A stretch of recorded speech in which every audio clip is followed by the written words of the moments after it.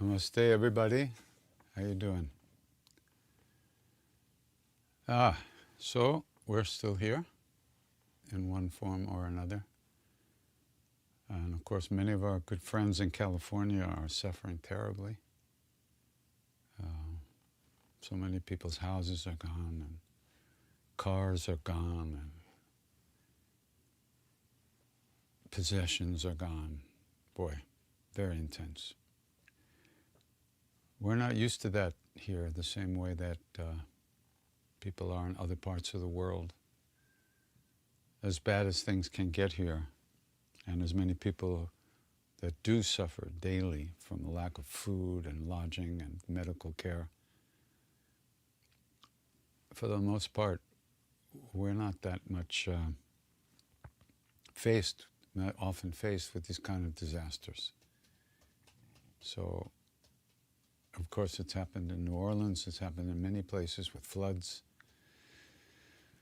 So, anything that anybody can do to help, please reach out and help. There are many ways to offer assistance.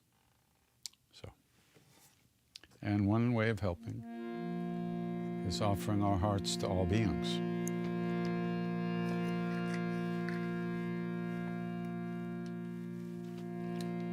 And we can do that through prayer, supplication, invocation, and aspiration.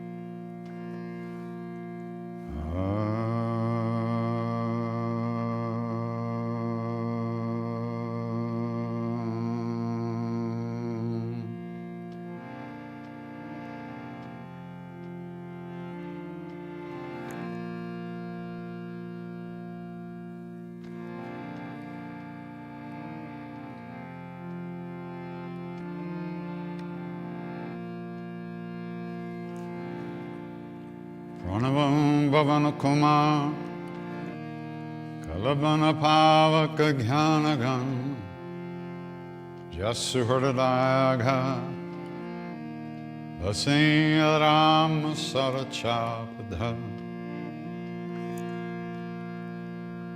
atulita baladhama himashela badeha Dhanujavan Krishna Jnaninam Graganyam Sakala Guna Nidhana Vanaranam Adhisham Raghupati Priya Bhaktam Vatajatam Namami Goshpade Kritavarnisham Mashiki Kritarakshasam Ramayana Mahamal Ratnam Vande Nilatmajam Anjana Nandaram Veeram Janaki Shokanashanam Kapisamakshantam Vande Lanka Bankaram Ranga Sindho Salilam Salilam Yoshokavahi Janakatma Jaya Adaitane Dadahalanka Namamitam Pranjali Ranjanayam Manojavam Maruttatulya Vegam Jitendriyam Buddhimatam Vardashtam Vatatmajam Vanarutamukyam Shri Ramadutam Sharanam Prapadhe Shri Ramadutam Sharanam Prapadhe Shri Ramadutam Sharanam Prapadhe Shri Ramadutam Sharanam Prapadhe Anjaneya Matipatalam Kanchanadri Kamaniya Vigraham Parijata Taramula Vasanam Avayami Pavamananandanam Yatra Yatra Raghunatha Kirtanam Tatra Tatra Kritamastakhanjalim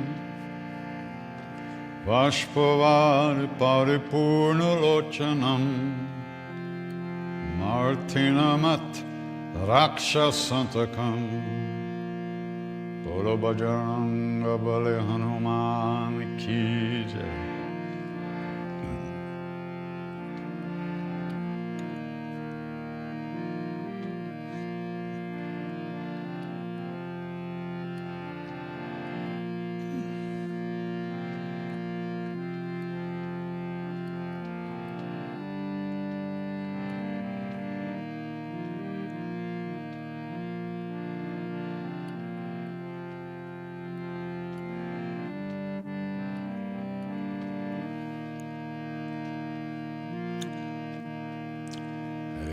Ram Ram Ram Sita Ram Ram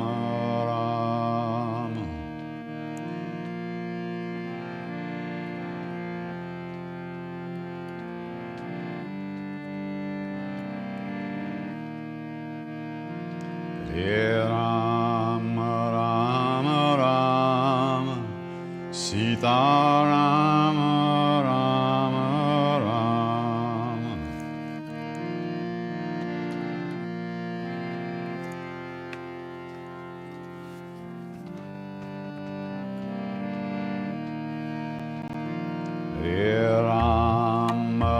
Ram Ram Sita Ram Ram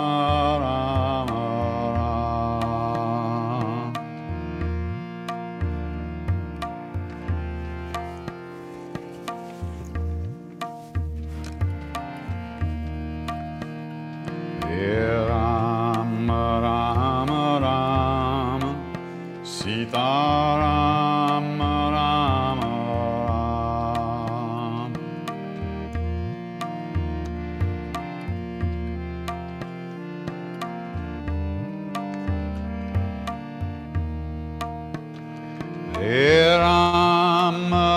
Ram Ram Sita Ram Ram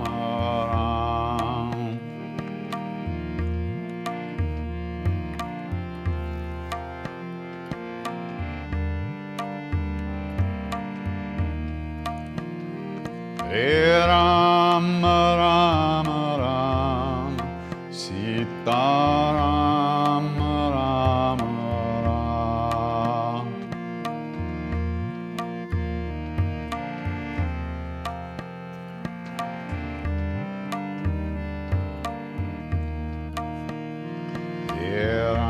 Ram Ram Ram Sita Ram Ram Ram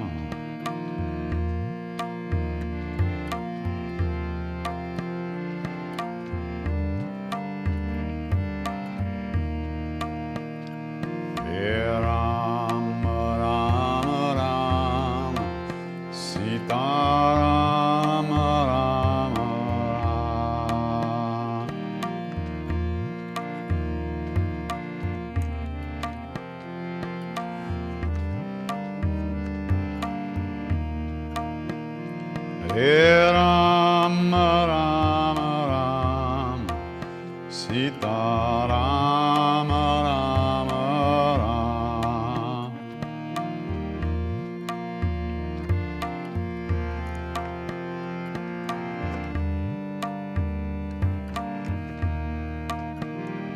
Hare Rama Rama Rama Sita Rama Rama Rama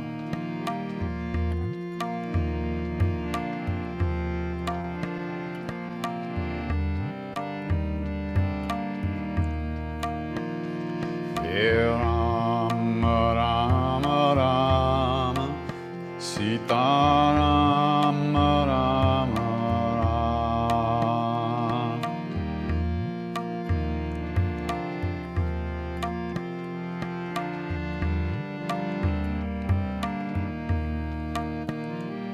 Hare Rama Rama Rama Sita Rama Rama Rama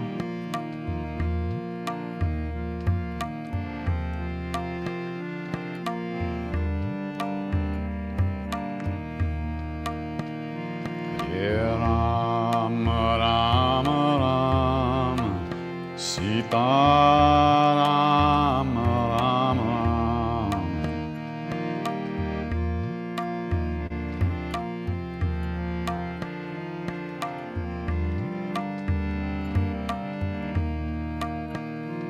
Hare Rama Rama Rama Sita Rama Rama Rama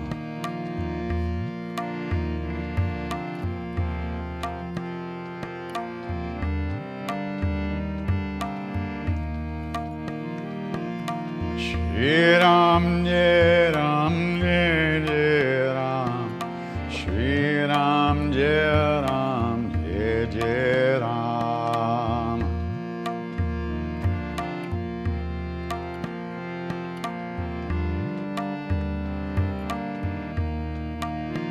Shri Ram Jai Ram Jai Jai Ram Shri Ram Jai Ram Jai Jai Ram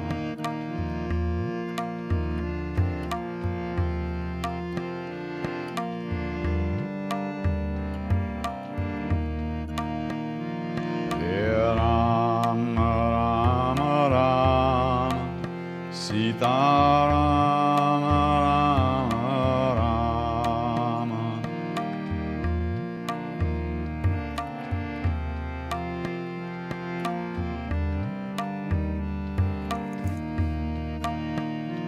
Hare Rama Rama Rama Sita Rama Rama Rama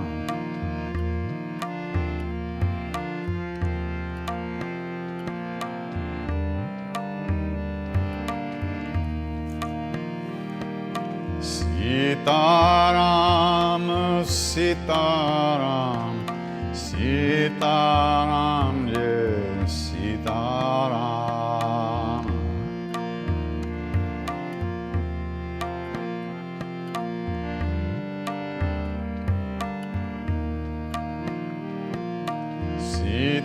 Sitaram, Sitaram, Sitaram, Jai Sitaram.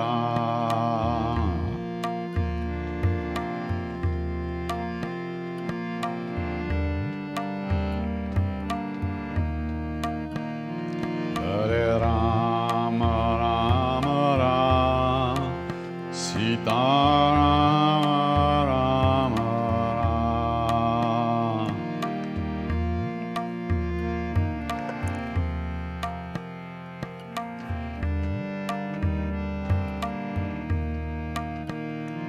Hare Rama, Rama Rama, Sitaram, Rama Rama.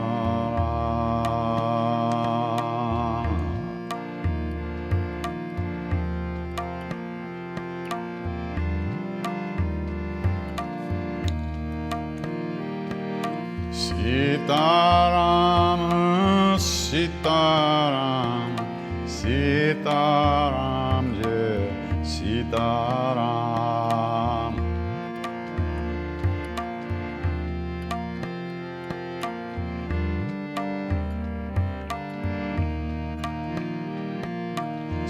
Sitaram, Sitaram, Sitaram, Jai Sitaram.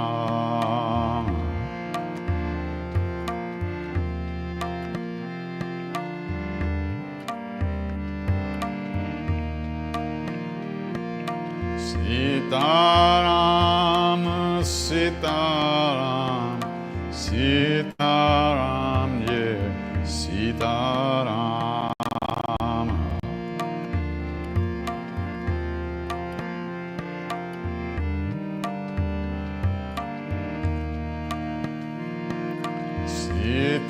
Sitaram, Sitaram, Sitaram, Jai Sitaram.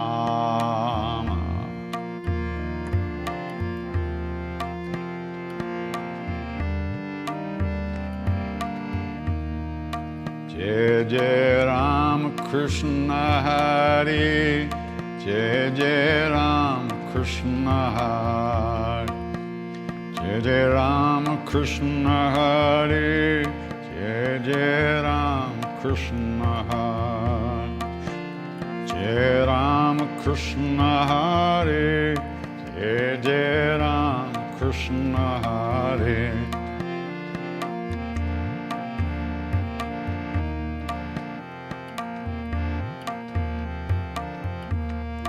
Jai Jai Ram Krishna Hari, Jai Jai Ram Krishna Hari.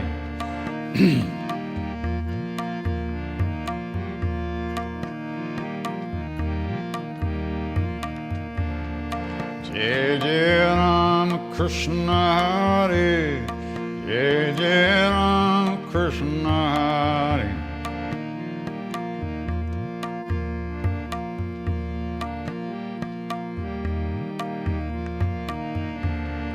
Jai Jai Ram Krishna Hari, Jai Jai Ram Krishna Hari.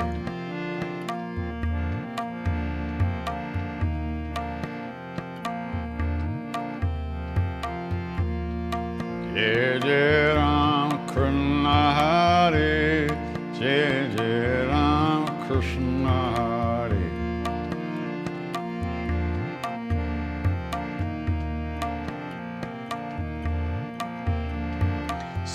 Sitaram, Sitaram, Sitaram, Jai Sitaram, Sitaram.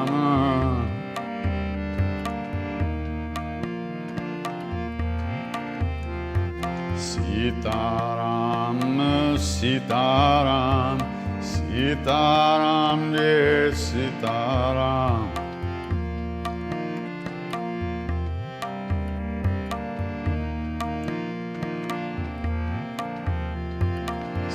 Sitaram, Sitaram, Sitaram, Jai Sitaram.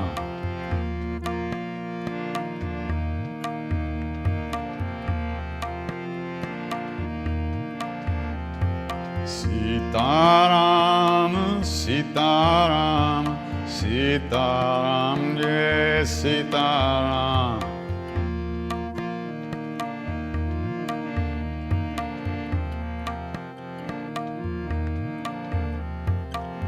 Sitaram, Sitaram, Sitaram, Jai Sitaram.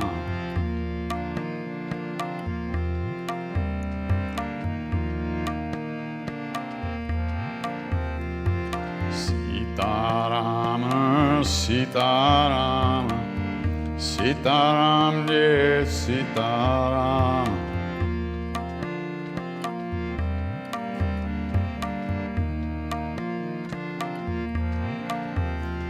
Sitaram, Sitaram, Nitaram, Sitaram, Sitaram, Sitaram Jai Sitaram.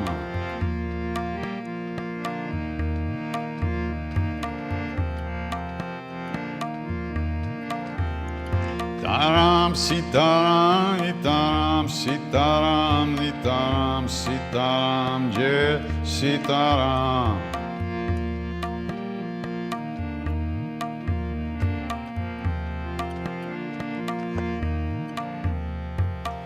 Sitaram Sitaram Sitaram Jai Sitaram.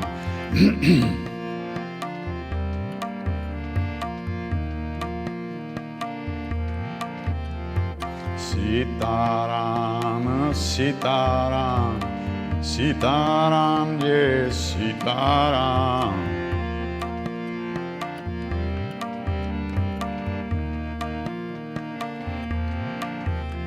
Taram, Taram, Taram, Sitaram, Taram, Sitaram, Jai Sitaram.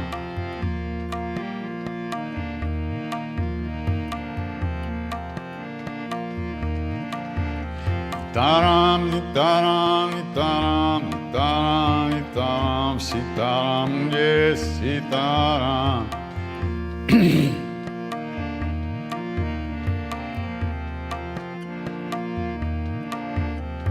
Sitaram, sitaram, sitaram, yes, sitaram.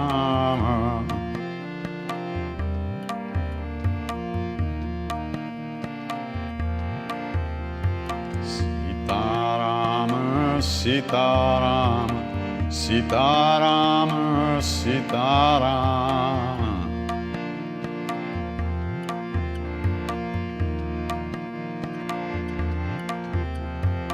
Sitaram, Sitaram, Sitaram, yes, Sitaram.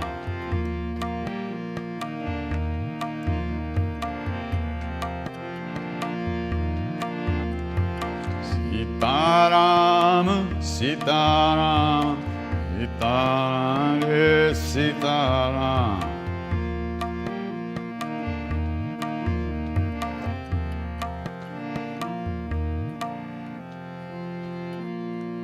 Sitaram, Sitaram, Sitaram, yes, Sitaram. Sitaram, Sitaram.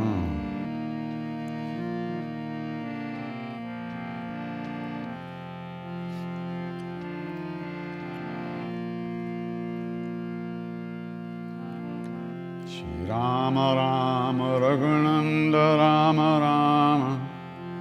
Shri Rama Rama Rama.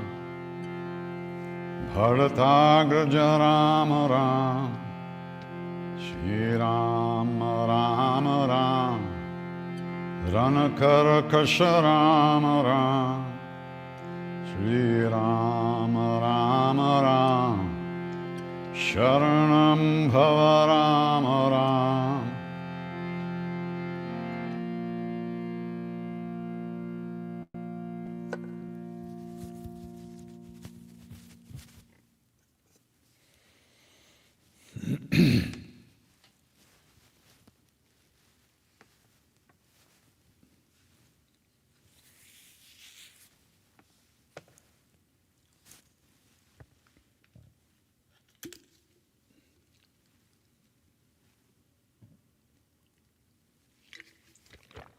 You know,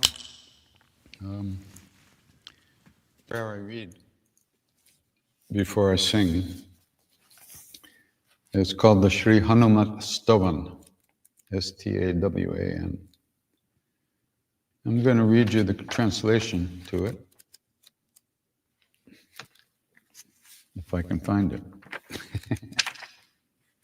Somewhere in here. Hold on. Da-da-da-da-da.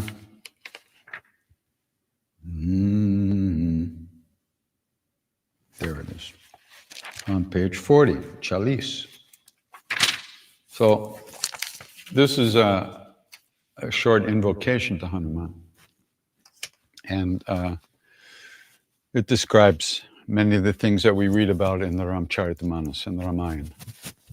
But it adds a couple of little things here and there, which is very interesting. It starts off, I bow to the son of the wind, a fire to consume the forest of evildoers, or the demon race, because it refers back to the time when the demons were very powerful under the leadership of the king of demons, Ravana, in that time.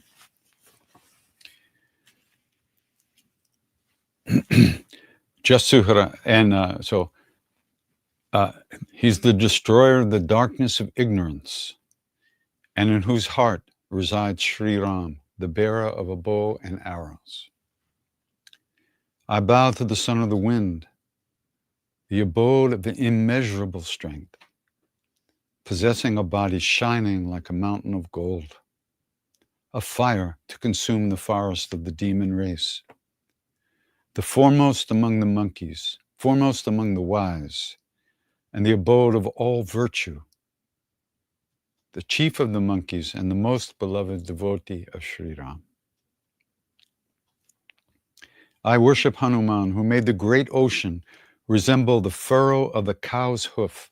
For instance, when he jumped over the ocean to find Sita in Lanka, it was as if it was no bigger than the little pool of water made by a cow's footprint.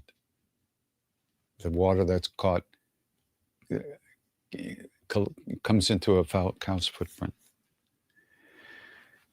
Who killed the giant demons as if they were mosquitoes, and who was like the gem among the beads of the mala called the Ramayana. So the Ramayana is the English way we say it, is likened to a mala, a rosary, and each bead is a story or a part of it. And they say that Hanuman is the gem. Sometimes when a mala is threaded, like when my daughter makes malas for people, and that she sells on the internet, she makes a mala and she puts certain jewels here and there. And so in the mala of the Ramayana, Hanuman is the jewel, special.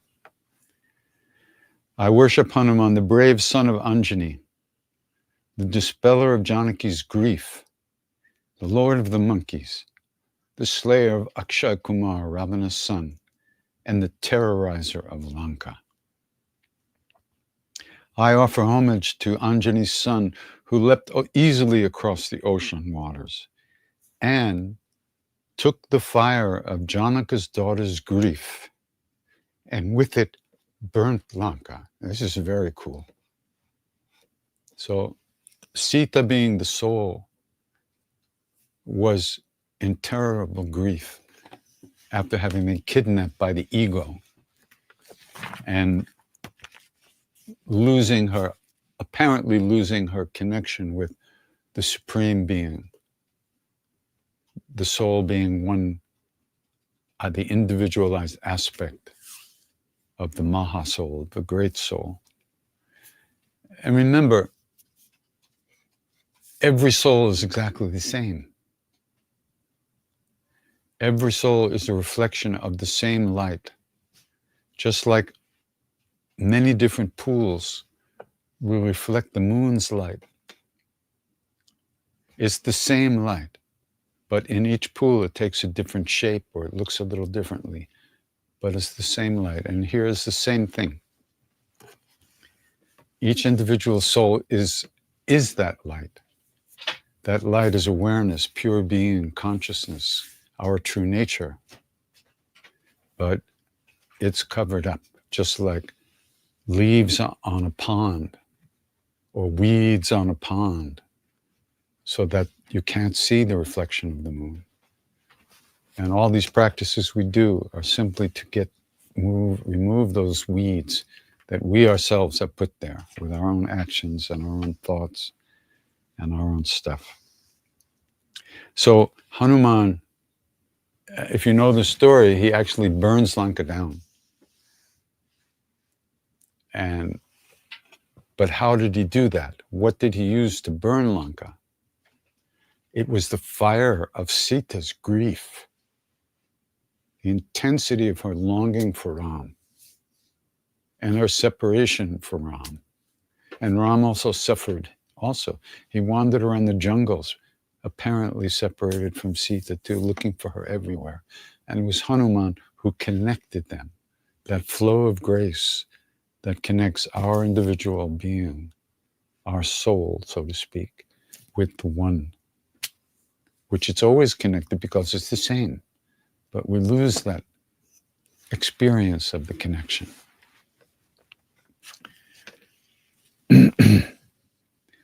Then I take refuge at the feet of Hanuman, who is as fast as the mind and strong as the wind, and who has conquered the senses, who is the most exalted amongst the wise ones, the son of the wind, the chief of the monkeys, and the messenger of Ram. This is that one, Manojavam Marutulya Vegam, Jitendriyam Brudimatam Varishtam, Vatatmajam Vanarayutamukyam, Sri Ramadutam Sharanam Prapadye. I take refuge in the messenger of Ram, the one who connects me to Ram. The flow of grace, the eternal presence. Then the next verses are, I meditate upon Hanuman with a ruddy face and a body that glows like a mountain of gold, who can bestow all boons and fulfill all desires, and who resides under the Parijata tree. And Hanumanji sits under this tree in bhava.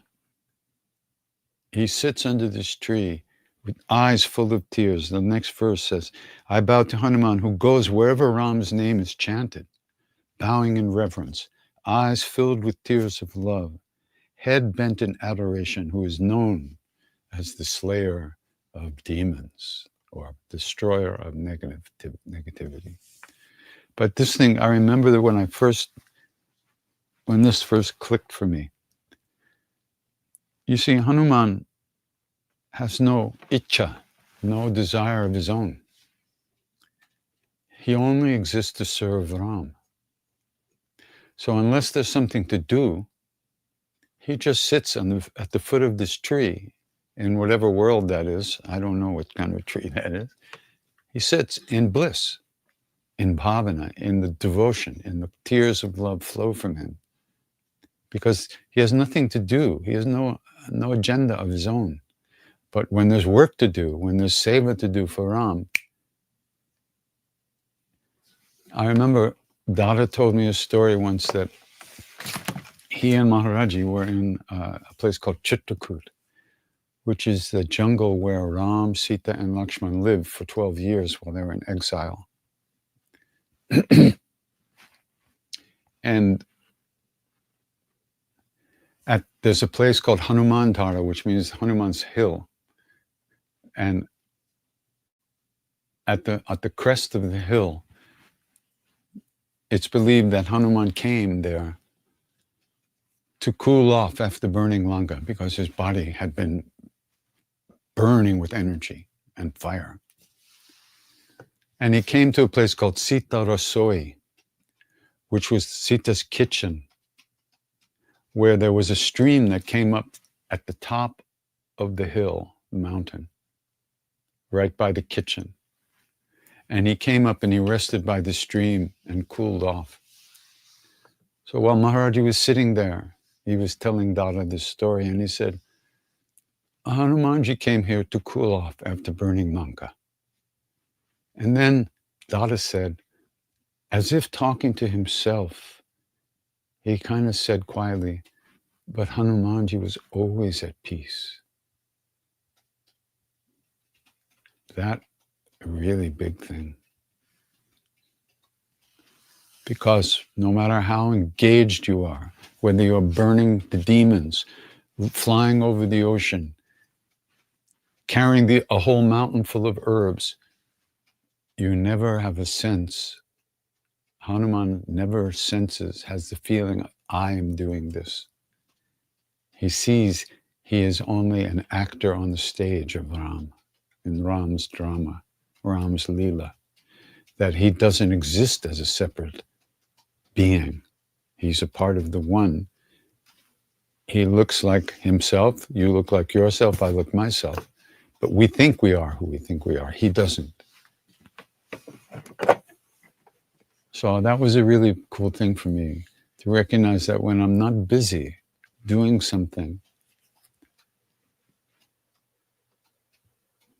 I could let it go and just be in bhavana, in the devotion, in the love. So yeah, that's one of them. So many wonderful prayers. This is a book, Prayers of the Heart. Originally, Siddhi had asked Tiwari to put some prayers together for a booklet that they could chant at Kenchi regularly, and he did. And then there was added to over the years, and now this is pretty much the final version of it. Wonderful, and it has English translation for all the prayers. These are the prayers they do at the temple. Okay.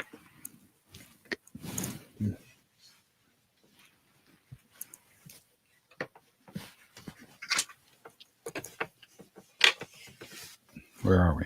Okay. Earth.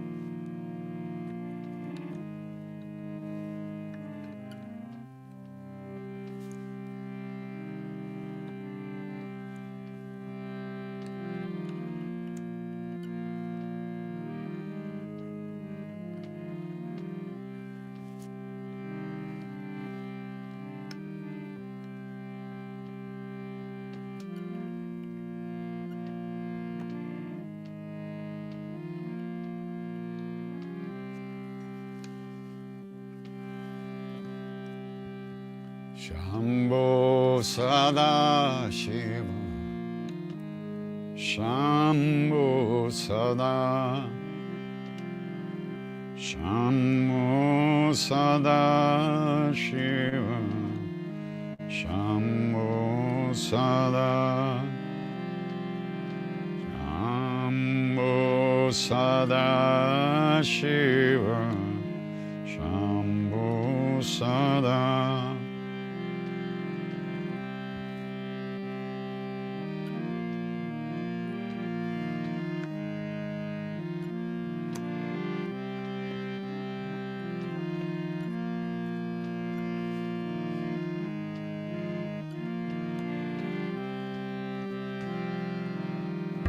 Shambho Sada Shiva, Shambho Sada,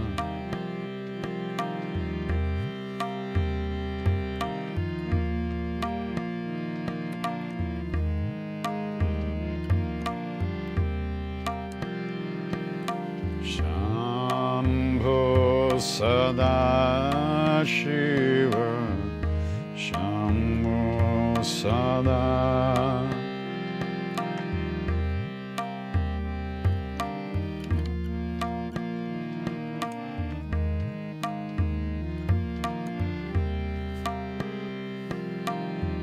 Shambho Sada Shiva, Shambho Sada.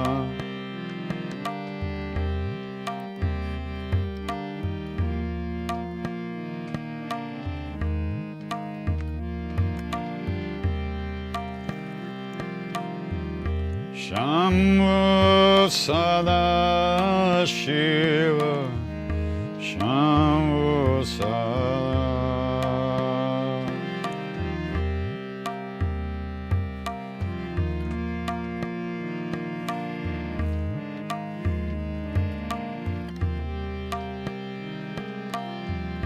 Shambho Sada Shiva, Shambho Sada,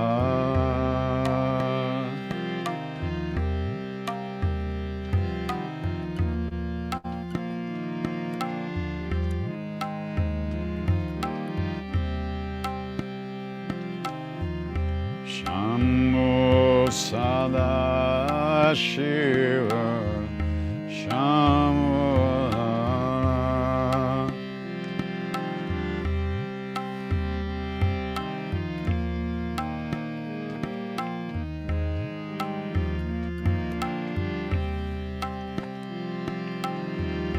Shambho Sada Shiva Shambho Sada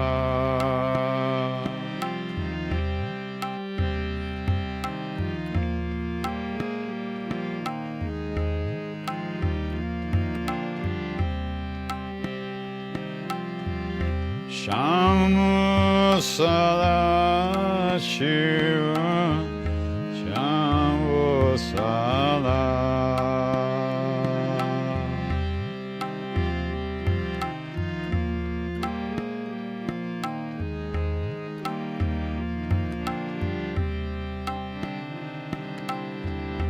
Shambho Sada Shambho Sada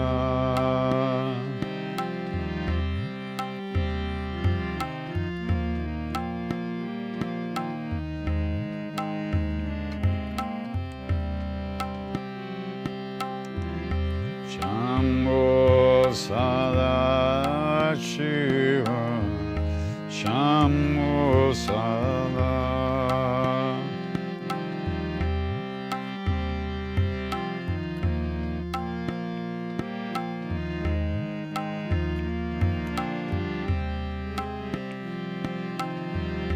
Shambho Sada Shiva Shambho Sada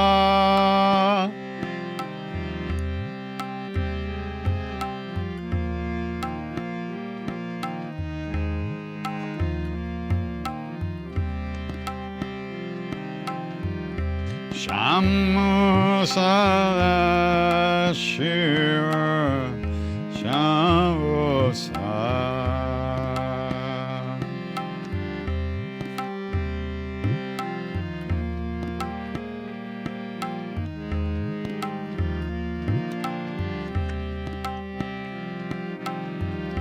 Shambho Sada Shiva Shambho Sada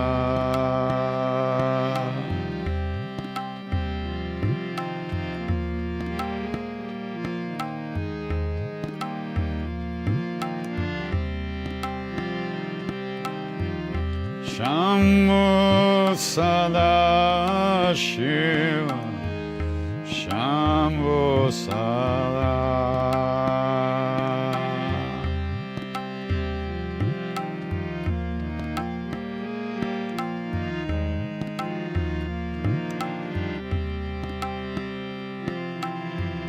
Shambho Sada Shiva Shambho Sada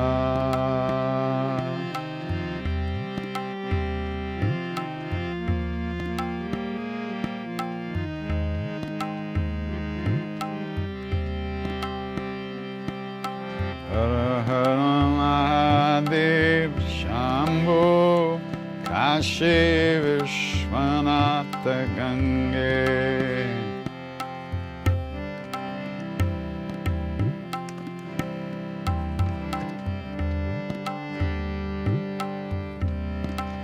Har Har Mahadev Shambho Kashi Vishwanath Gange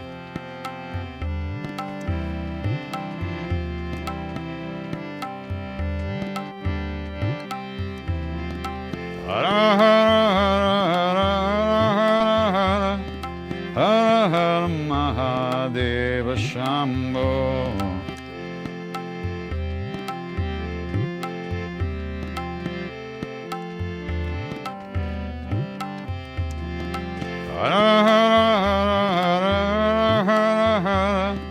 Har Har Mahadev Shambho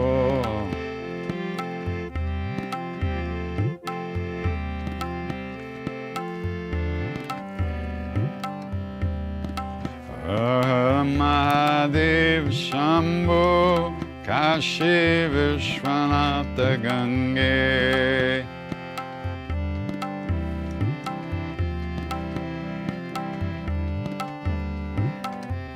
Har Har Mahadev Shambho Kashi Vishwanath Gange.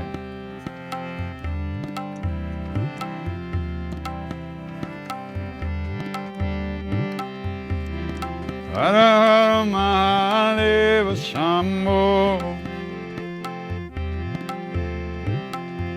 Har Har Mahadev Shambho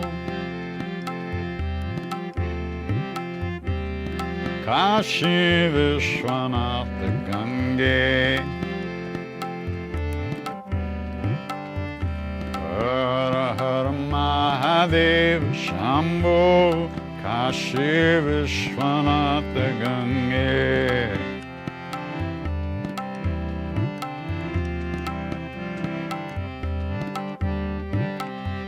Har Har Mahadev Shambho Kashi Vishwanath Gange.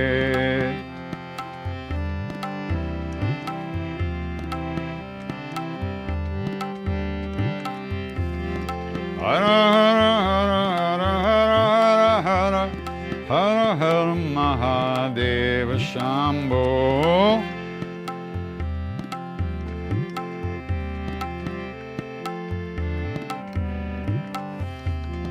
Har Har Mahadev Shambho.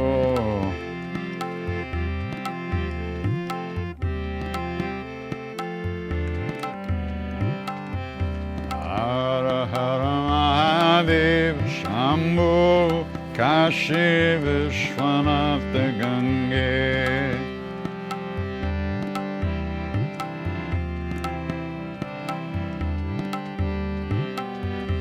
Har Har Mahadev Shambho Kashi Vishwanath Gange.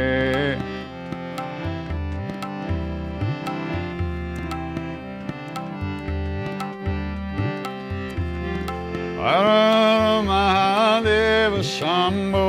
Har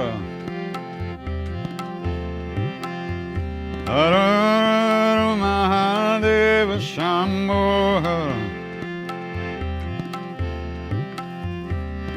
Kashi Vishwanath Gange. Bam Bam Mahadev Shambho Kashi Vishwanath Gange.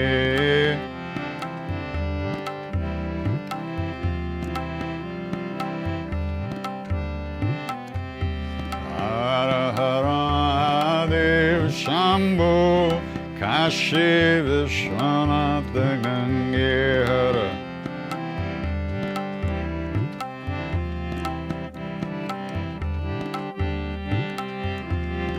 Bam Bam Mahadev Shambho.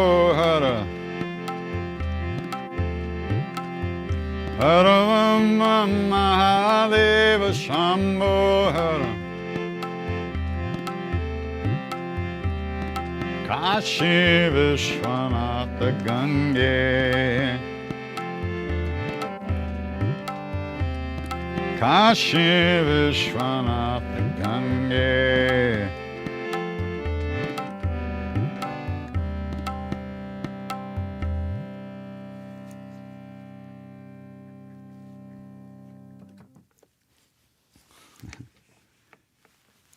I remember one time in 71, I was one of those times when Maharaji had run away. I think he sent me to, I think somehow I wound up in Benares, Kashi. And I was staying on what they called a houseboat, which was actually a rat hotel called a barge on the river. And it was tied to a pole right by the river, and there was a boatman who lived there taking care of the barge. I used to sit and sing on the roof of the barge, and I watched the bodies float by down the Ganga. And I remember one time he invited me to come do puja that he was doing on the banks of the river right by the barge. And I was sitting there with him, and they passed a pipe around full of hashish, a chillum. So I took a few hits. And then as I was watching the puja, he had a little altar, and there were some murtis, little brass murtis. And there was incense and some flowers. And as I watched this puja go on, the murtis got bigger and bigger and bigger and bigger. And the people got smaller and smaller. There were some other people there. We all got smaller and smaller and smaller. It was really strange. Must have been really good hash. But there was also a guy, one of Maharaj's devotees named Vishwambar, a very poor man from Aligarh. And he used to do puja to Shiva, to Maharaji. And he would do his guru puja to Maharaji as Shiva puja. And he would have all the thalis, the plates, and all the things that you need for the puja. And he'd be standing outside Maharaji's room holding all this stuff. And Maharaji wouldn't come out for a long time, but Vishwambar would just stand there. And Maharaji was inside, and he was saying, "Oh, I don't want to go. He's going to do puja, and I'll have to sit there for so long." But finally he came out, and Vishwambar would pranam to him and start his puja, and Maharaji would sit like Shiva. He would sit unmoving. And Vishwambar would be chanting. And at the end of the puja, he would sing the arti, Jai Hara Shiva Omkara. And he'd be weeping. And we would just stood there, and we just never seen anything like this. And he'd be weeping and kind of singing, screaming at the top of his lung, this beautiful arti, and ringing the bell.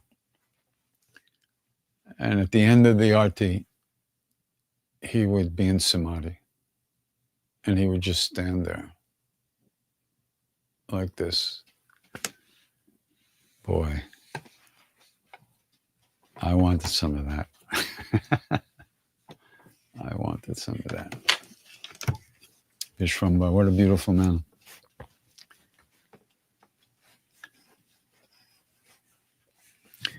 Maharaj's devotees came in all shapes and sizes.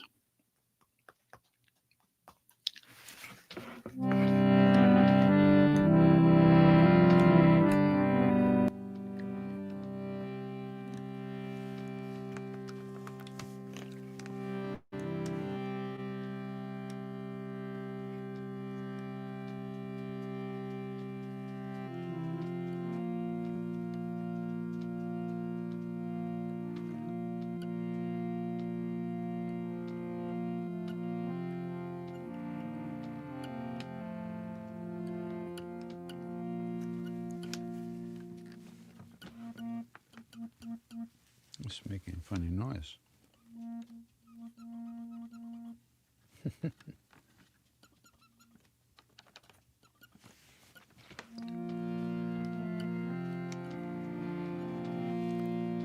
Akandamandalakaram Vyaptam jena characharam Tatpadam darshitam jena Tasmai Shri Guruve Namah. Agyana Timirandasya Jnananjana Salakaya Chakshurum Militam Yena Tasmai Shri Guruve Namah. Gurur Brahma Gurur Vishnu Gurur Devo Maheshwara Guru Sakshat Parabrahma Tasmai Shri Gurue Namah.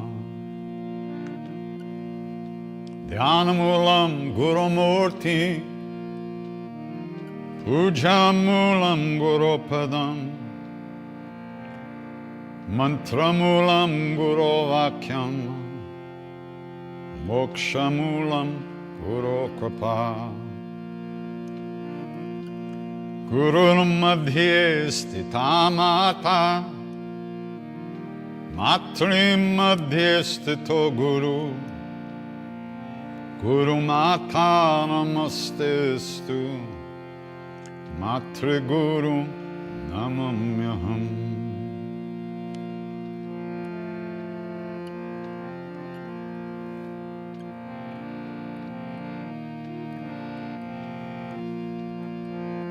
Jaya Jagadambe Sita Radhe.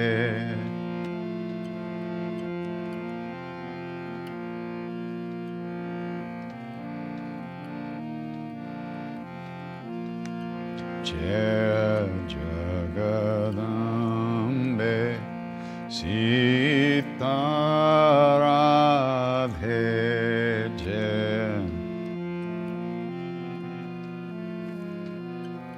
Sorry.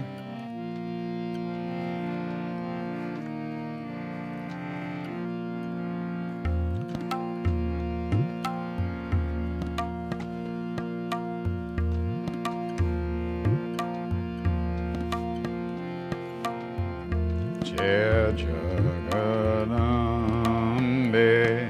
Sita Radhe.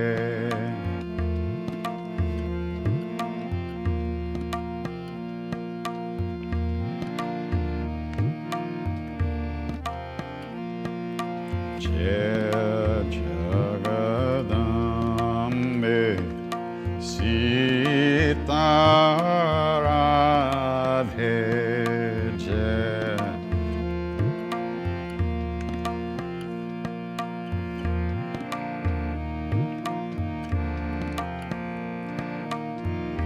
Kali Durge Namo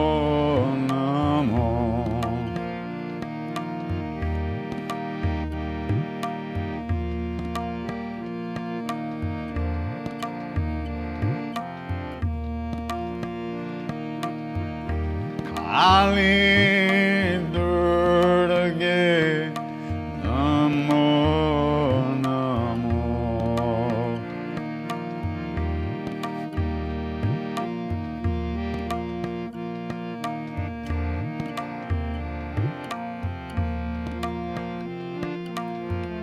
Jaya Jagadambe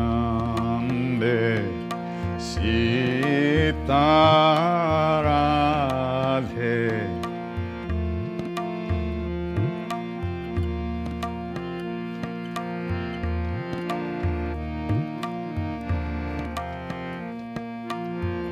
Jaya Jagadambe Sita Radhe.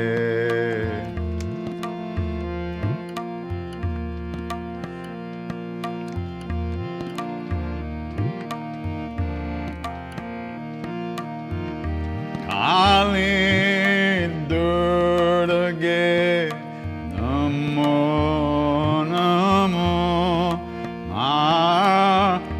Kali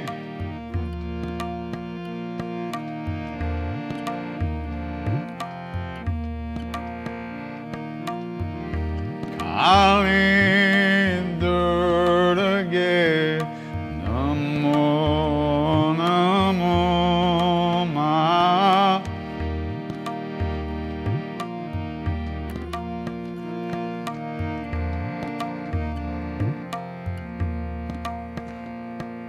Jaya Jagadambe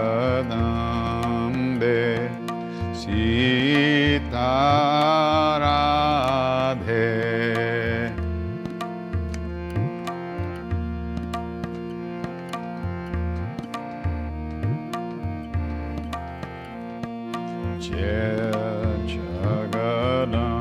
Jagadambe Sita Radhe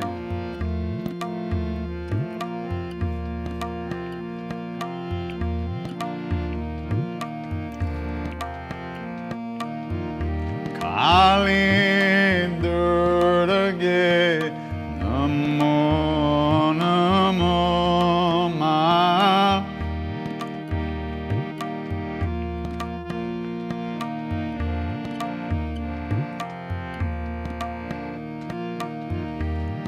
Kali Durge Namo Namo Ma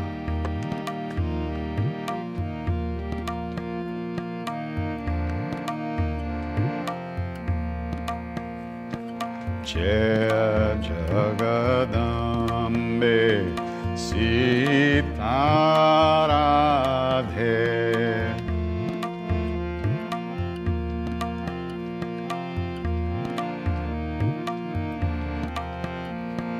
Jaya Jagadambe Sita Radhe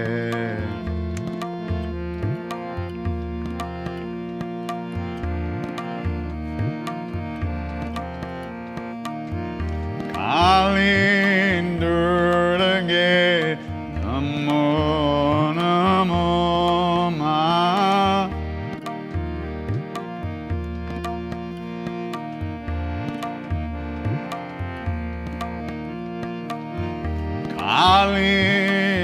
Kalindurge Namo Namo Ma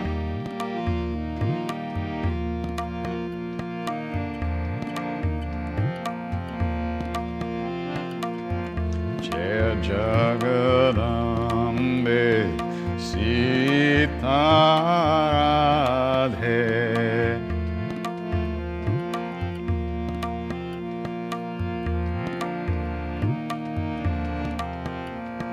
Jaya Jagadambe Sita Radhe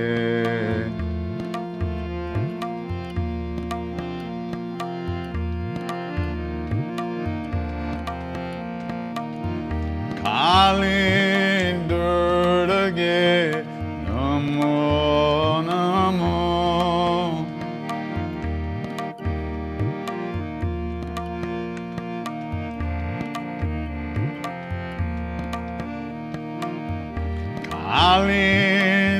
Kalindurge Namo Namo Ma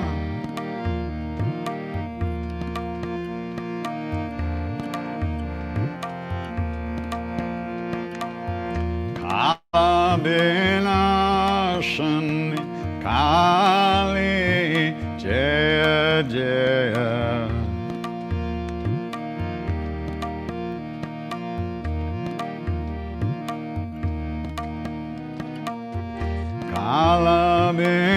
Kalabinashani Kali Jaya Jaya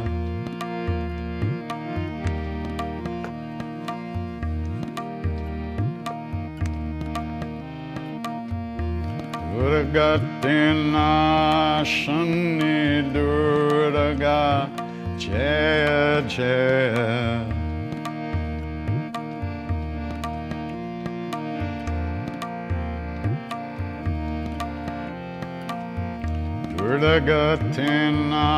Durgatinashani Durga Jaya Jaya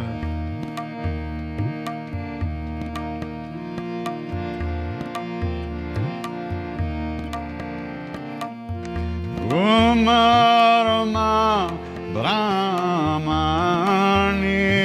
Jaya Jaya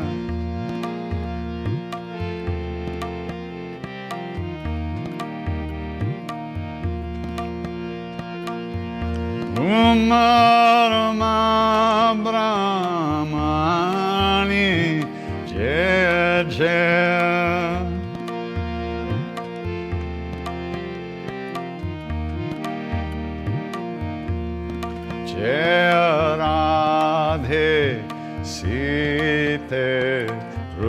Rukhamani Jaya Jaya Radhe Sita Rukhamani Jaya Jaya Radhe Sita Rukhamani Jaya Jaya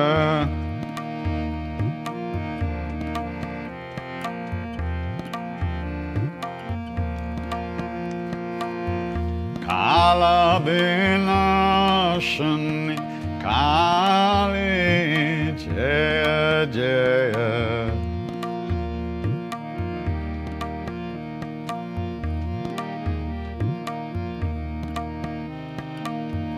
Kala Vinashani Kali Jaya Jaya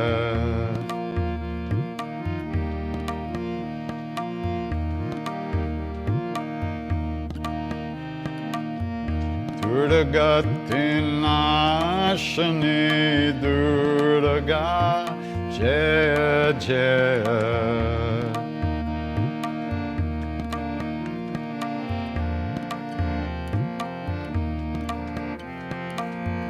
Durgati Nashani Durga Jaya Jaya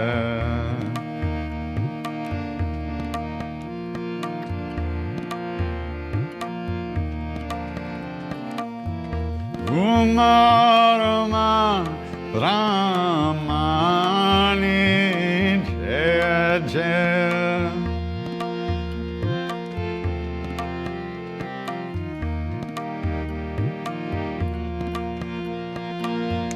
Umarama Brahmani Jaya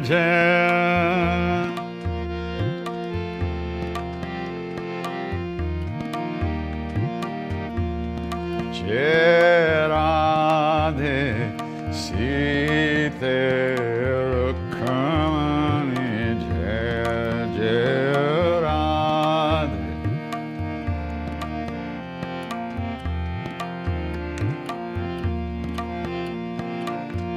Radhe Sita Rukhamani Jaya Jaya Radhe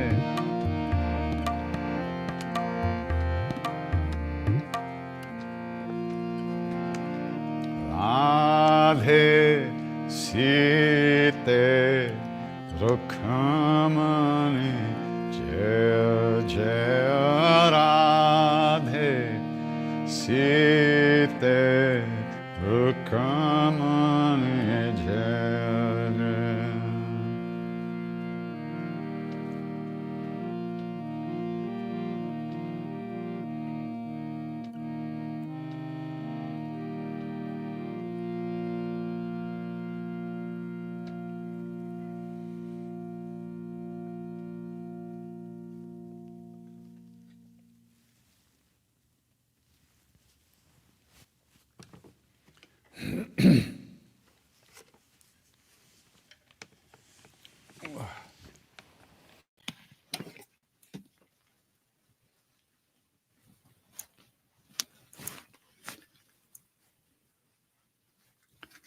That's the song I first heard in the temple during Durga Puja time in 1972.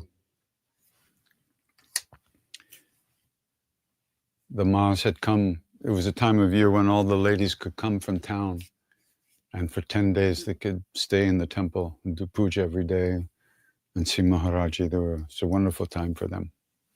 Otherwise, they were mostly, in those days, they were mostly stuck in their houses and couldn't travel out often. So they loved being together and being able to chant together and have Maharaji's darshan every day. Siddhi Ma, Jivanti Ma, all the old Mas were there. Engineer Ma, Leela Ma, so many of the old ladies who had just been devotees their whole lives. It's just, and they would get together and sing in the evening all night long. And I would sit out just outside their window in the back of the temple and I could not believe what I was hearing. Could not believe the passion, the devotion, the energy, the love, the sweetness, the bliss, ecstasy. Wow, it was just incredible. I don't know how you know if those things are possible unless you get a taste of it,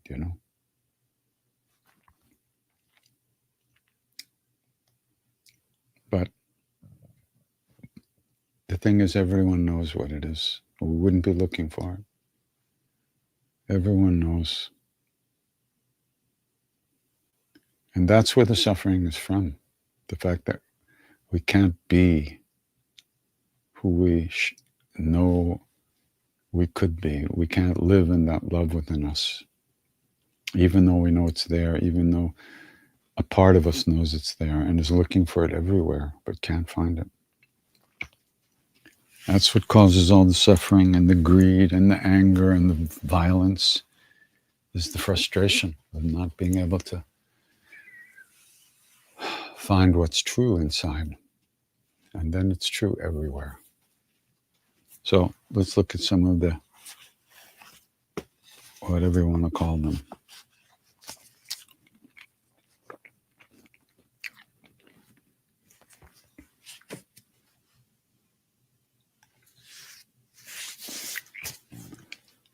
So coming up February 14th, for 11th to 14th, me and Nina will be in the Bahamas.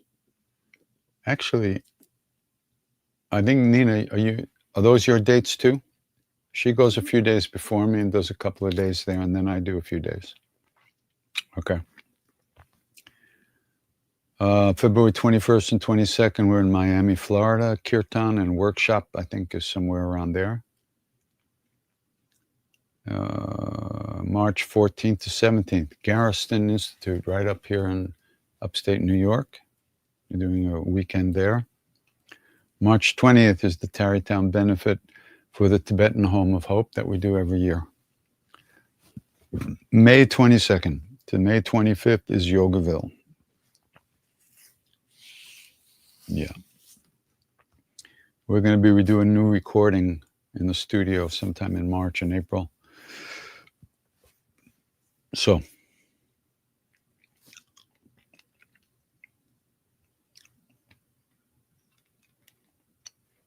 one question is about the Kumbh Mela this year in Allahabad. I was at two melas, one in 1972, early 73, January, February 73, shortly before Maharaji sent me back to America in March. I was waiting for him. He said he'd meet me there, but he never came. So I went to Vrindavan to see him, and then he sent me home. That first Mela I loved. I was living in a very nice sadhu's camp. There was a friend of mine named Sadhu Ramdas, who's now the head of the Asian Studies Institute, or Eastern Studies in University of Hawaii in Honolulu. He was always smarter than me. And so 72, I spent a couple of weeks there waiting for Maharaji, but he didn't show up, so then I went.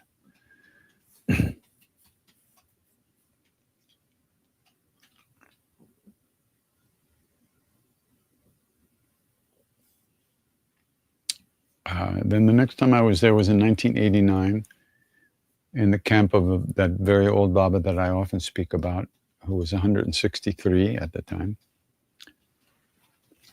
That was very nice. Actually, in 72, I had a nice experience. Now it's much more organized than it was then. And so what started to happen during the Mela time was that the Ganga, the river, was cutting off the banks of the river.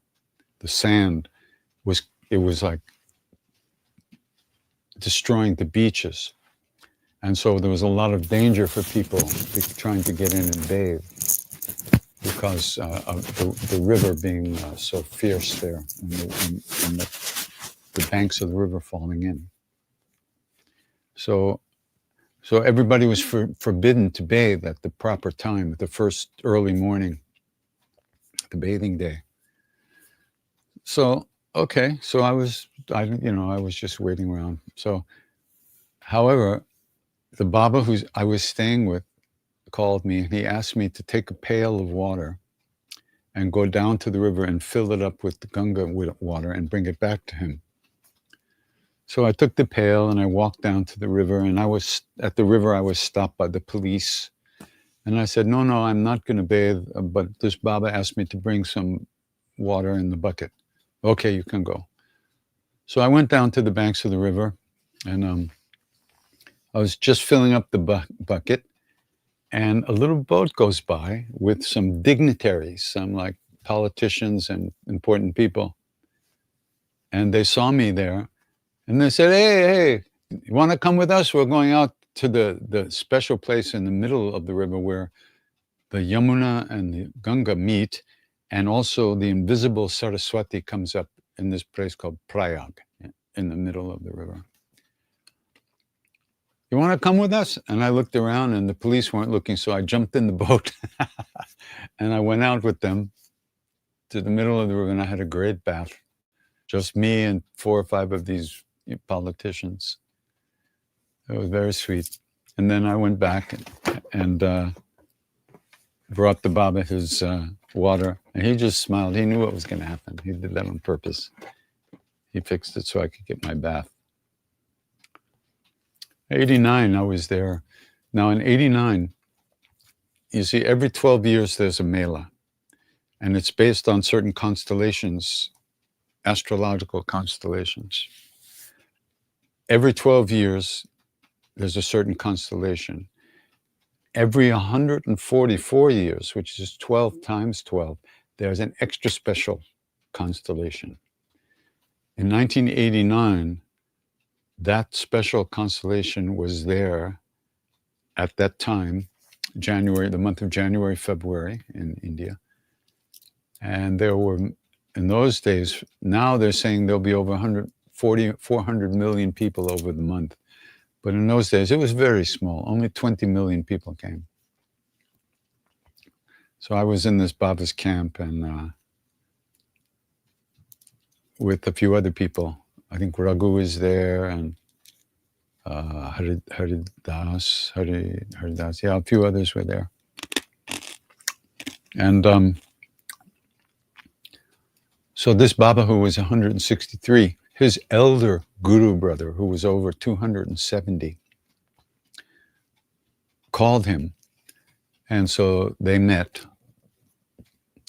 And then our Baba came back to the camp, and he said, "Oh, I was visiting with my brother, and he said that Sri Krishna had come to him and asked him to come do Leela with him in Vrindavan, to come play with him in Vrindavan.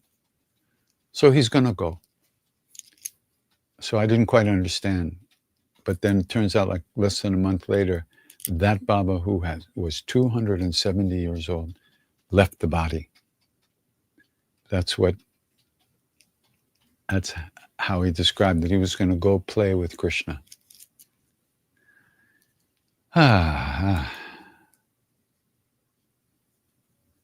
It's so hard for us Westerners to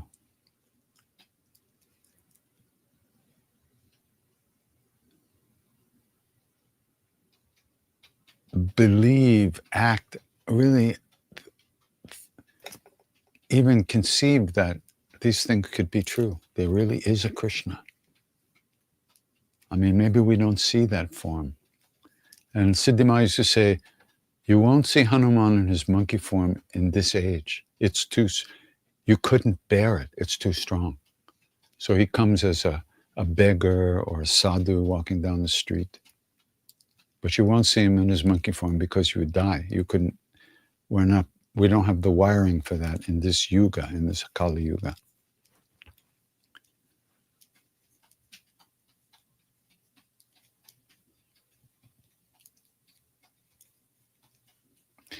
sometime in the 60s, there was a Mela. Every year there's a Mela, every 12 years there's a Kumbh, every 144 there's a Mahakumbh. But every year there's a Magh Mela in the month of Magh, which is roughly January, February. And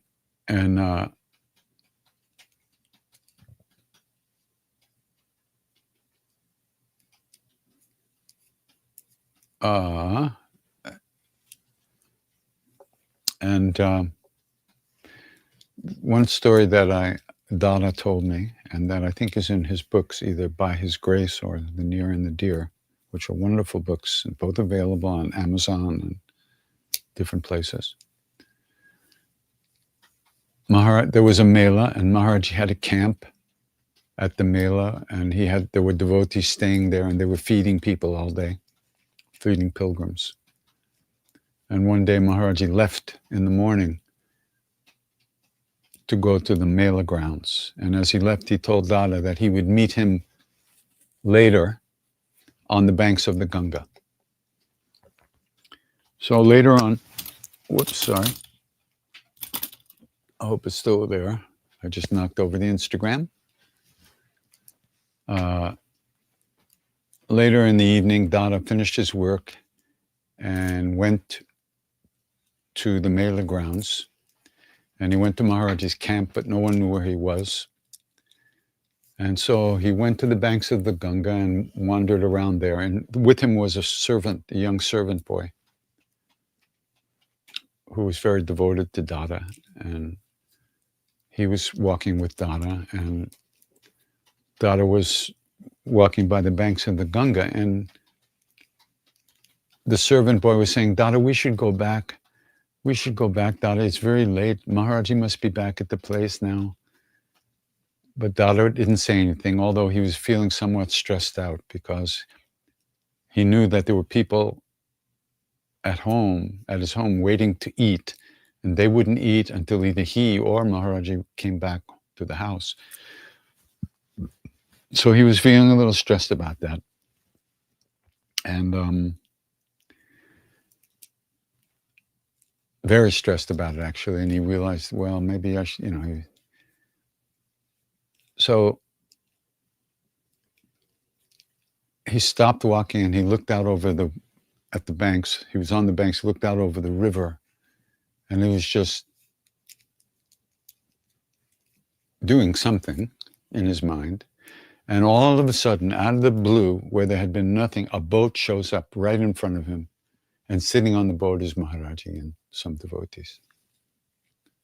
And Maharaji comes off and he starts giving Dada the third degree, as he always did. Dada, you were here? You were waiting for me? Yes, Baba. Why? Why were you waiting for me, Baba? Why didn't you go home, Dada? There were people waiting to have their food there. You know they were waiting. Why did you stay here, Dada? Why did you stay? And Dada said, you told me you would meet me here, so I thought I knew you would meet me here. What were you doing? What were you doing while you were standing by the river, Dada? What were you doing? So finally, Dada blurts out, I was repeating the name of Ram.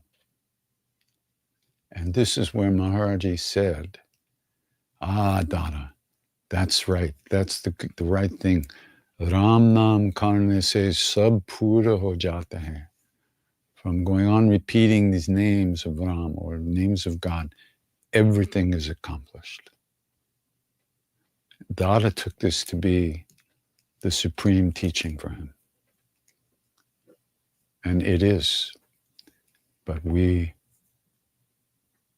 still can't do it. If we really believed Maharaji, me included, if we really believed him, would we be watching TV? Would we be wasting our time on the internet? We would be sitting at home, Ram, Ram, Ram, Ram, Ram. But the vasanas of our mind, the way our minds work, the tendencies that we have, the desires, the afflictions, the obstructions, all the stuff that we carry karmically, it literally doesn't let us do that, even though mentally we may believe it.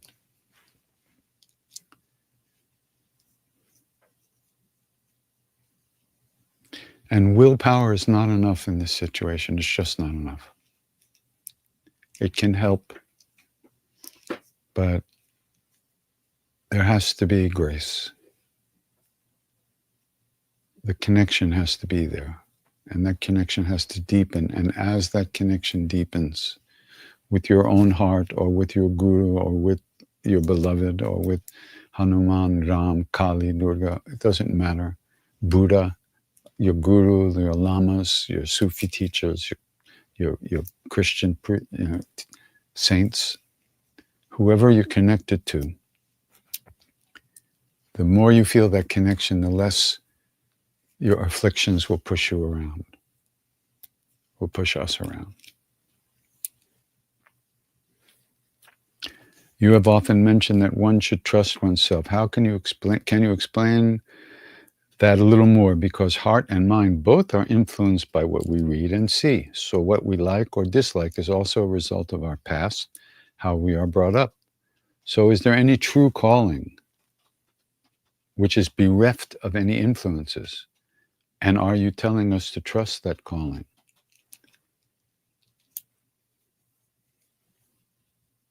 The calling is the longing to be in the love all the time, to be happy, to be at peace, to be open, to be at ease, to be free of fear, to be free of tension and anxiety. That longing to be free of those things, that's the calling. You have to trust that longing. And we have to follow that longing. And we have to recognize, what is our life moving in the right direction? Are we doing the best we can? Are we following that longing? Are we honoring that longing? Or are we just like filling our lives up with stuff to kind of numb that longing, which is something we all do. Some people are born with such strong longing that they never get involved. They never get pulled by the world. It's not like they're trying to be renunciates or austere or push things away. They're just never pulled by it because their longing is so strong. That fire is burning so strong in their hearts. They have to attend to it. We, on the other hand, we have the same fire, but sometimes the fire is covered up with a lot of earth and you can barely see it burning. Our job is to uncover that and to honor that more and more with our lives, with all parts of our lives. It's not easy.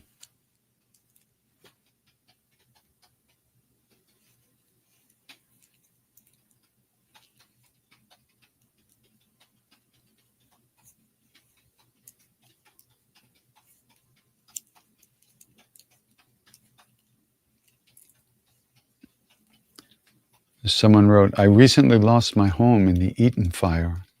This was out in LA. But I wanted to share one inspiring note. I had named my truck Kapidwaja, which means a monkey flag, after Arjuna's chariot. I've told you that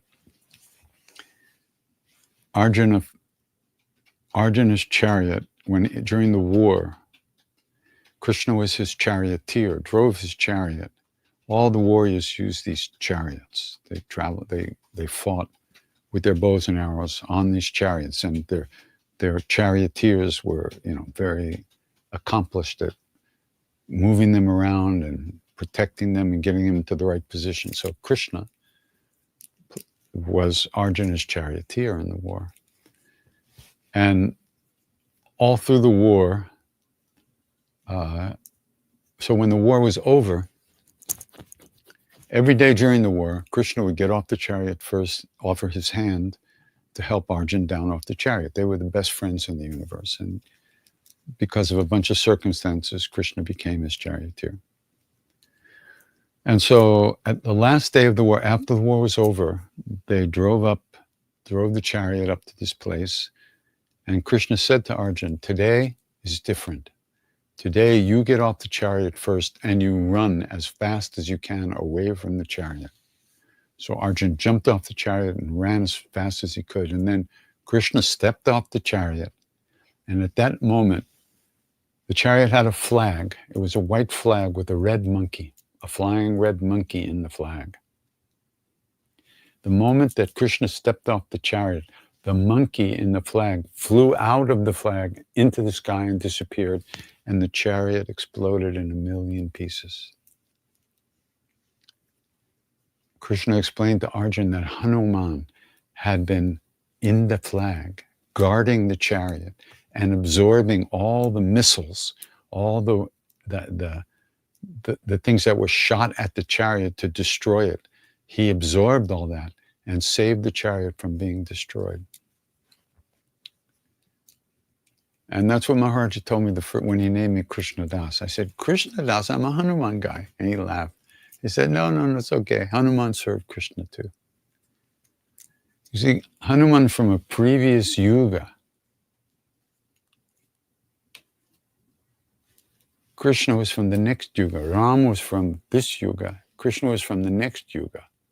Krishna and Ram are exactly the same. But according to certain circumstances, their manifestation was different. Their Leela looked different. Ram had to manifest as a perfect human being because in those ages, human beings were much different than they were in Krishna's time. They were much closer to God, so to speak.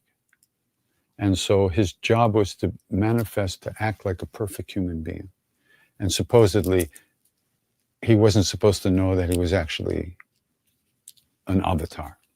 Krishna, on the other hand, he was free of all constraints. He could do whatever he wanted in the world. He could do this, do that. He knew everything. He knew he was God, and he played with it, and it was no mystery. And he was wild. He was fantastic. So, but just like Siddhima said, you won't see Hanuman in his monkey form in this age. Even in Krishna's time, Hanuman was still supremely powerful because that age was, how to express it? It was like a drama within a drama within a drama. The drama we're in now is very low key, very low energy, very dark.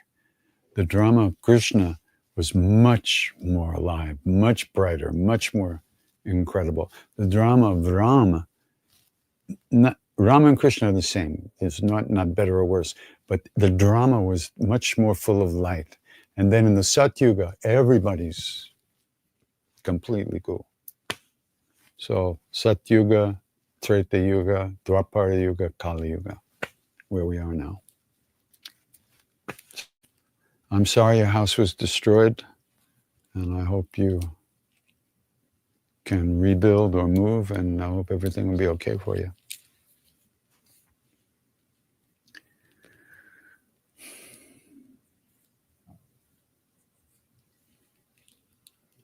Tell who about whose truck. I read it. His truck was, I'm sorry. So yeah, so this guy's truck was named after monkey flag, Arjuna's chariot. He said the license plate indicates that there's a tiny Krishna under the driver's seat, as well as a photo of Maharaji on the visor. As you can see, the truck survived the fire, even though everything within 10 blocks was destroyed. I thought you might like to share that when folks ask about miracles. Definitely amazing. So then this question here is my question for you is regarding shame, both for mistakes we have made and for transgressions in our ancestry. Jimmy Carter and I share a common ancestor, a slave owner who would cut off the toes of slaves to keep them alive while preventing their escape. I am so inspired by the way President Carter rose above the shame of this violence and racism committed by our ancestors. He did so much to eradicate hunger, disease, inequality. Sometimes I feel so stuck in shame, but of course the name brings us back. The power of the name.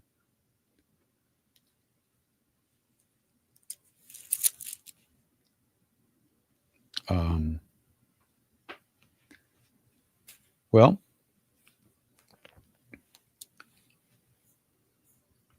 there's a difference between shame and regret. Shame is one of the ways we beat ourselves up. There's nothing positive about it. It's a way it's a manifestation of our self-hatred. When we're ashamed, we cripple ourselves with self-hatred. Regret is a little different. Things happen, and nothing you did was 200 years ago. You weren't born. But you can regret that your ancestors did this, and with regret, that can give you positive energy to work towards more positive things in the world, for sure. But shame will cripple you. Regret can energize you. There's no what's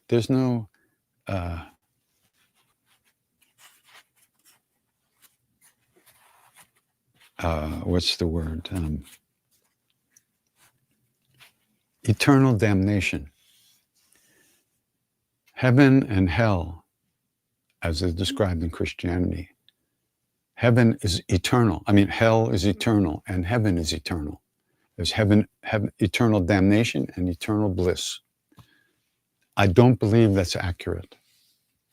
As it's described in the Eastern religions, the Eastern Dharma, the Eastern practices, the Eastern philosophies, according to karmas, you go to different places when you leave the body.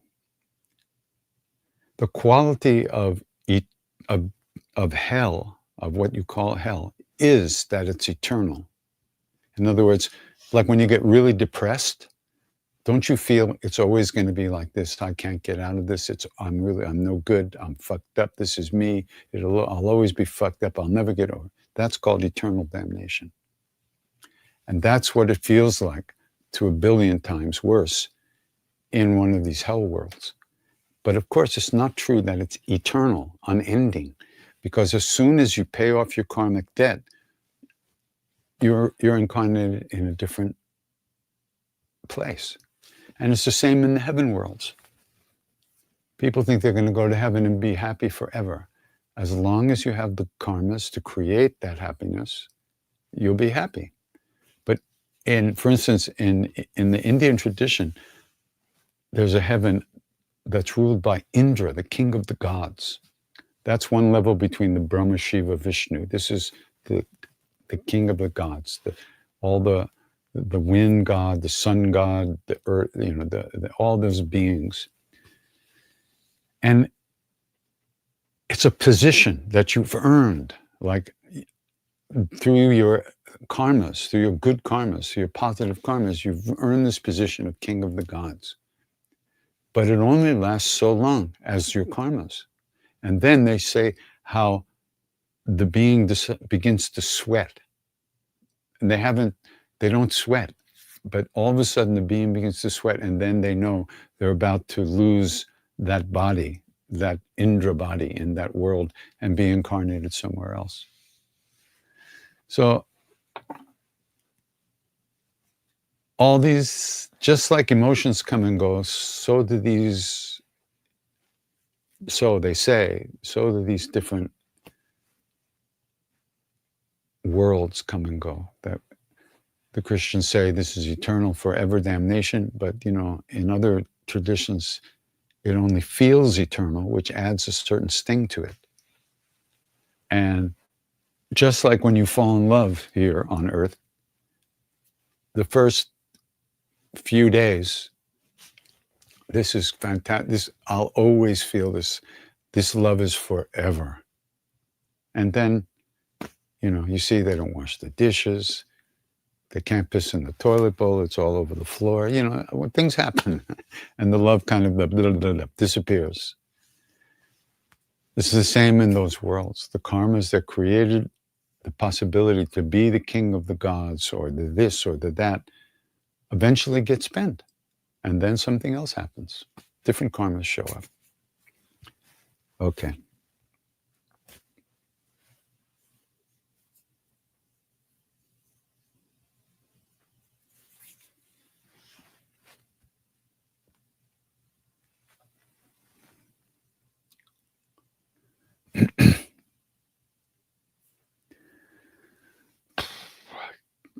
There's some questions here that don't really, are too personal.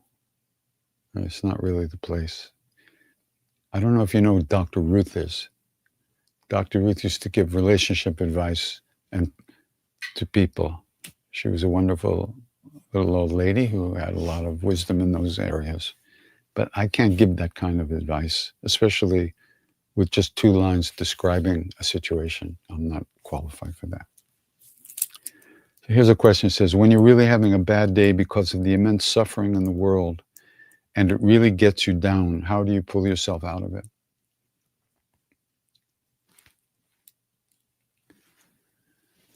Well, there's always suffering in this world. This world is the world where there is suffering. When Buddha came out of the jungle, he made it very clear that in this world, which we call samsara, the world of change, there is always suffering. There is always dissatisfaction. There is always frustration. Nothing lasts forever. No thing. This is the world of stuff, where we all try to get as much stuff as possible to make ourselves as happy as possible, but of course it doesn't work, so there's suffering. Or we're feeling we have a lot of suffering, physical suffering, which we can't change for whatever reason, and we're burning with agony.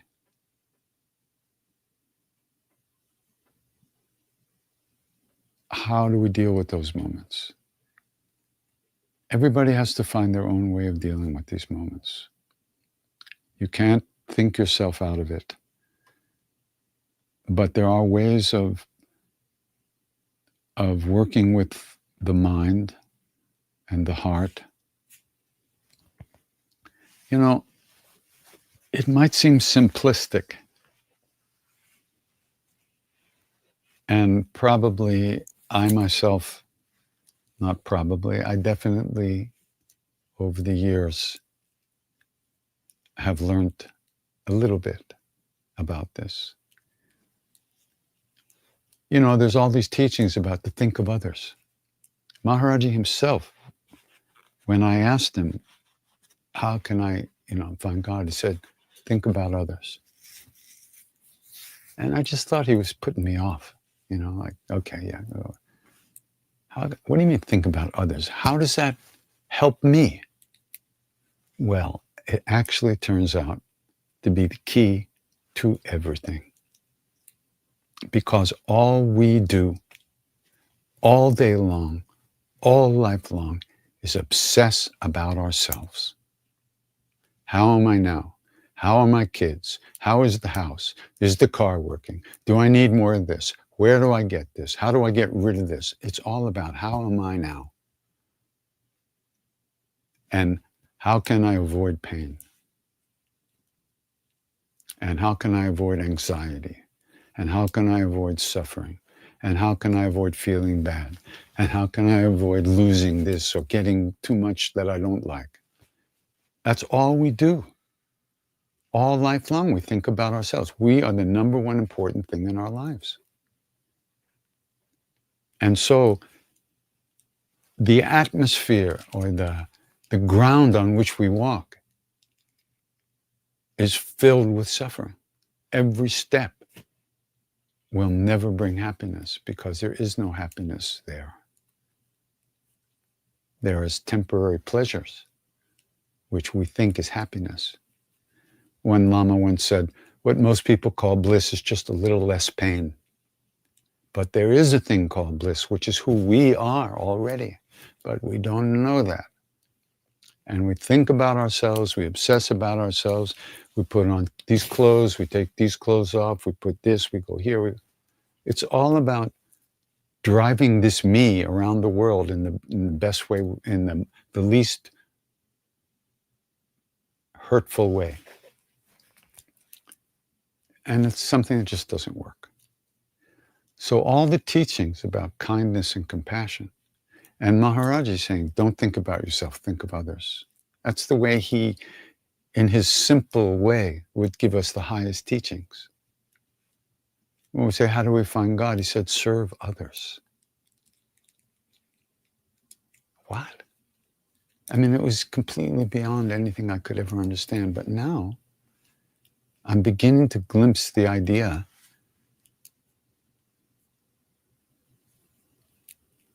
that when I'm not thinking about myself, when I am in touch with others, whether it's their pain or their joy, I'm not obsessing about me. That's a really big thing.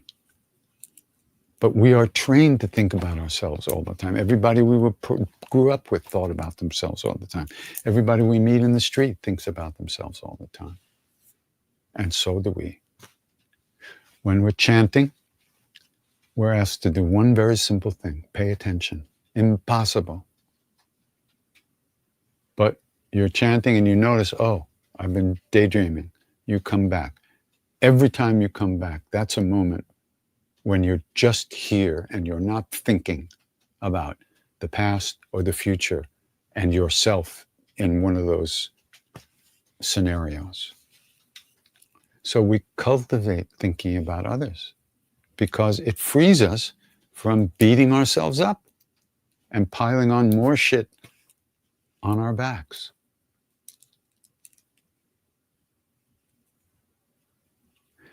I read somewhere that actually they say that there's less suffering in the world right now than there's ever been. And I'm thinking, how is that possible? But they explained in the article, there's less hunger. Somehow or other, they said that was the case. It's hard to believe. But the problem is, or the situation is, now we have the internet. And somebody trips and falls in some other country, and we read about it on the internet.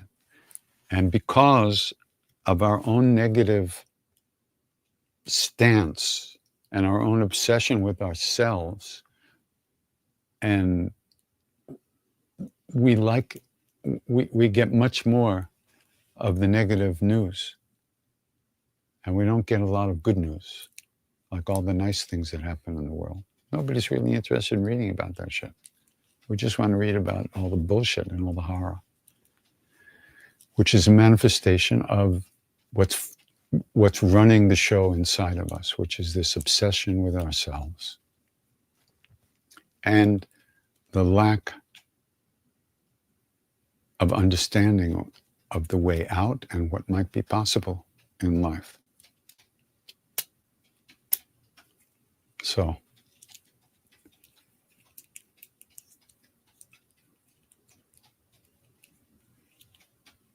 the suffering in the world is made up of our mind. It comes from the minds of all of us beings. If all of us beings weren't cranky and angry and jealous and vicious and selfish and full of shame and fear and anxiety, then it would be a very different world, wouldn't it? But we are. And so this is the world we make. It's the minds of all of us. So on one hand, the best thing we could possibly do is to completely free ourselves from our identification with our stuff, with our ego, and recognize our oneness with all beings, and that should help. And at the same time, you can feed anybody who's around. It doesn't mean you just sit in your room wishing well for people, which is okay, but you could also go to a soup kitchen and wish well as you're feeding people. But that might not occur to you or to us because we're too depressed. we think there's no way out. We're in eternal damnation. And our judgmental minds just locking us up all the time, again and again. Like when I told you the story when I took Mr. Tuar to the acupuncturist in Midtown Manhattan. And we were walking down the street on 42nd Street. And people are coming up to us. It's me, Mr. Tuari, and Mrs. Tuari. And we're walking along on the way to the doctor's office, and people are coming up and offering crack, smack. We're passing by the porn theaters. There's women on the street, hookers and drug dealers, everybody. And I thought, oh my God, I can't believe I brought these people here. What have I done? You know? And then Mrs. Tuari said something to Mr. Tuari. And I said, Baba, what did she say? Figuring she said, get me out of here. How could Krishna bring me to such a place, right? So I said, Baba, what did she say? He said, she said that this is like heaven. What? What? This is like heaven? And then he looked at me like I was crazy. Yes, of course. Heaven is a place you go to get the things you want.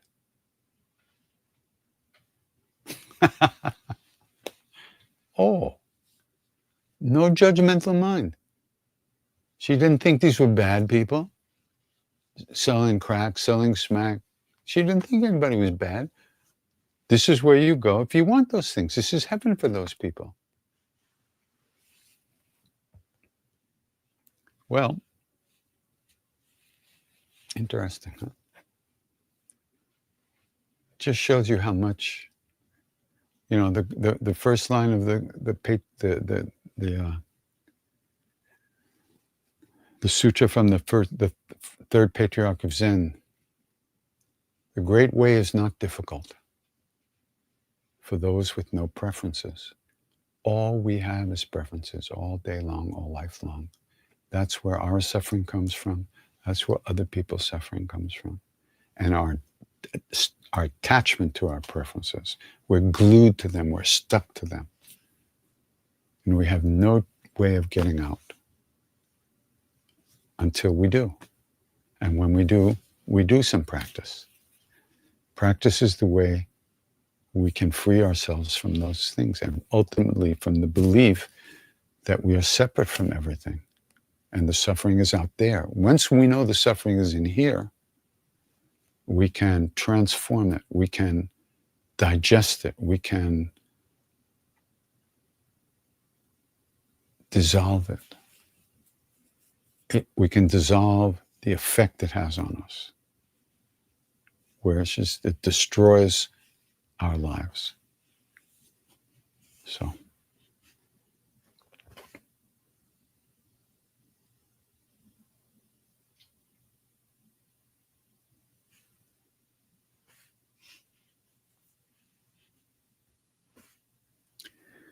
Anyway, that's about it for tonight.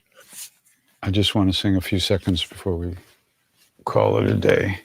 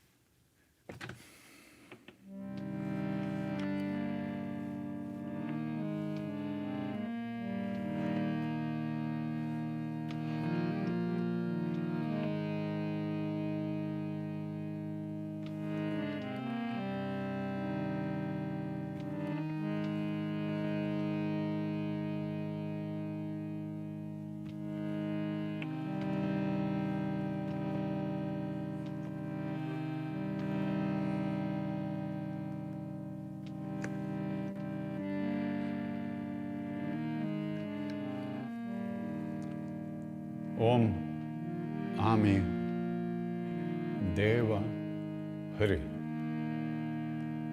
Mantra to Amitabha, the Buddha of infinite light, infinite radiance,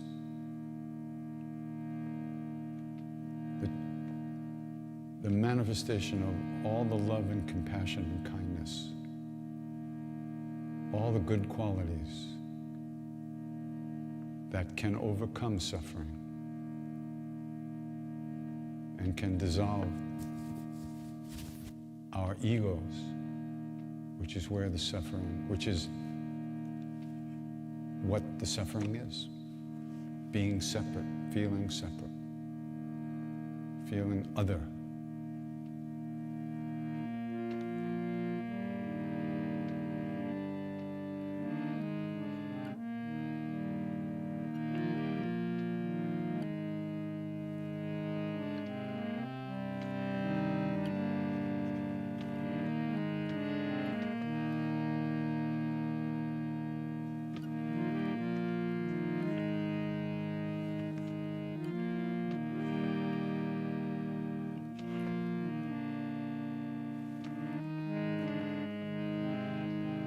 I'm just trying to get the drum machine working. Okay, see if it works. Om Ami Deva Hare. Om Ami Deva Hare. Om Ami Deva Hare. Om Ami Deva Hare.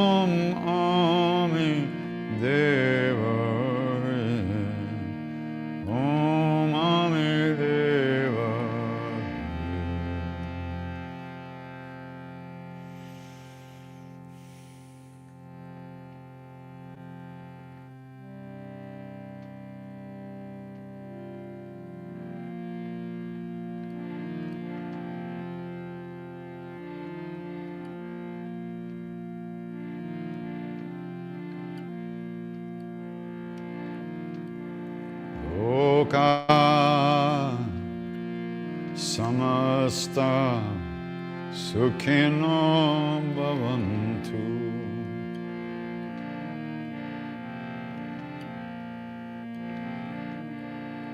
Loka Samasta Sukhino Bhavantu.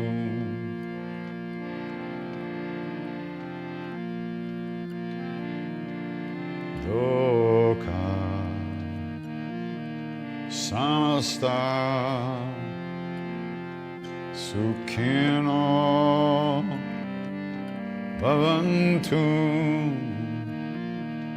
Loka Samasta Sukhino Bhavantu.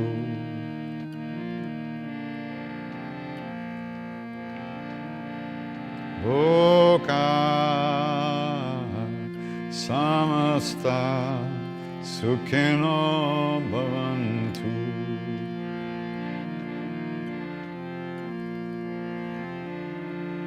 Loka Samasta Sukhino Bhavantu.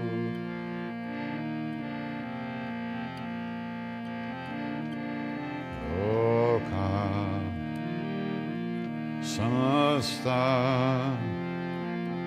Sukhino Bhavantu. Loka Samasta Sukhino Bhavantu.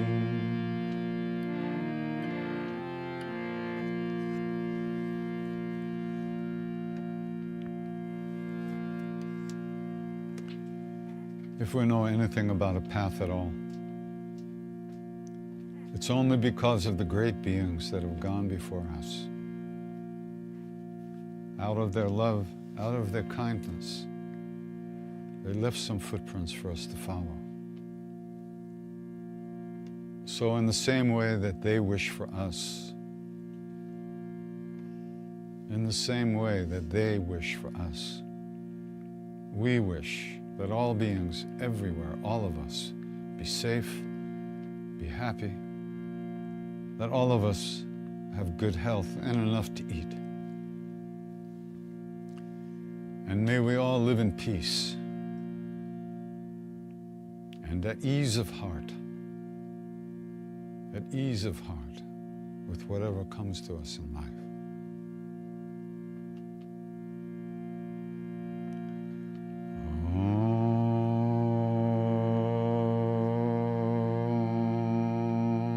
Shanti,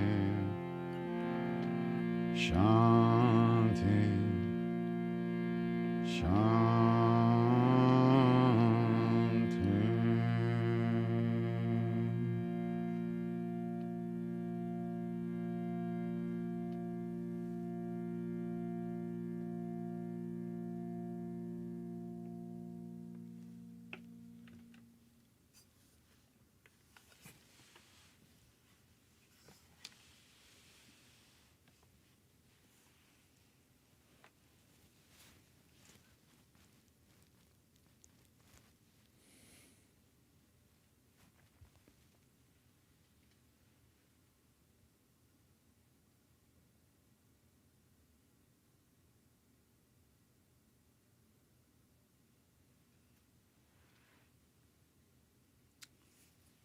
Namaste.